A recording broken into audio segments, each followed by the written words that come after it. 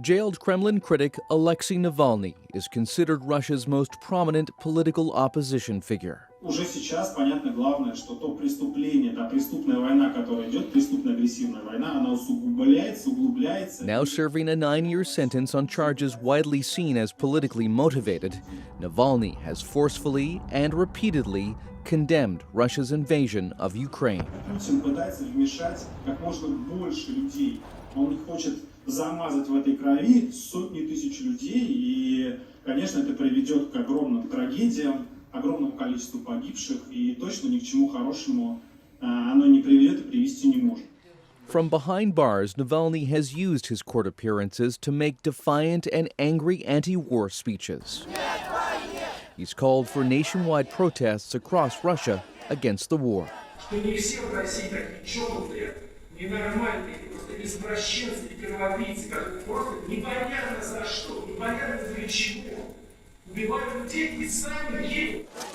For more than a decade, Navalnîi has braved physical assaults, poisoning, arrests, and trials during his quest to shine a light on corruption in his country and challenge Russian President Vladimir Putin. Путинские друзья, получившие от него право украсть в России все, что они желают, отблагодарили его много чем, но в частности скинулись, собрали 100 миллиардов рублей и построили своему боссу дворец на эти деньги. The Kremlin dismissed the claims Navalnîi made in this video that was published a month before he was sent to a notorious prison in Pokrov.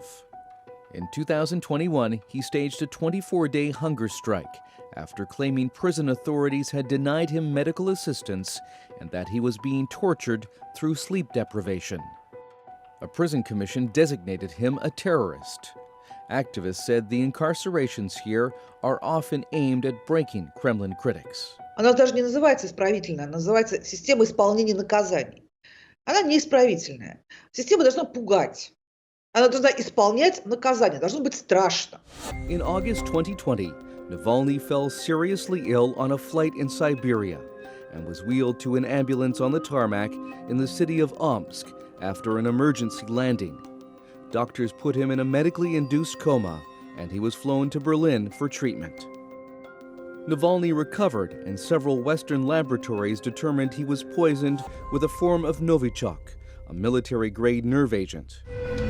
A report by Navalnîi and other investigators presented strong evidence that the Russian Federal Security Service carried out the poisoning, and Navalnîi accuses Putin of ordering it in an attempt to kill him, allegations rejected by the Kremlin.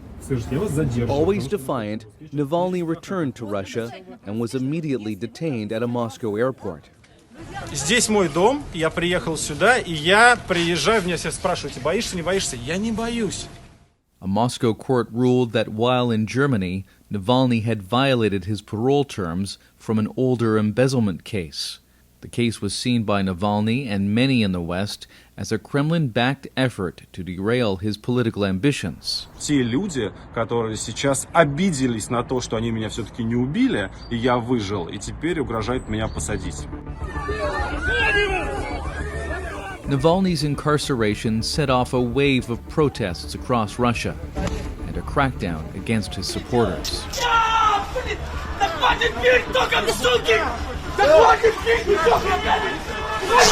Thousands of Navalnîi supporters were detained. The European Union, the United States, and Canada imposed a series of sanctions against Russia over the Navalnîi case. Кто сажает людей?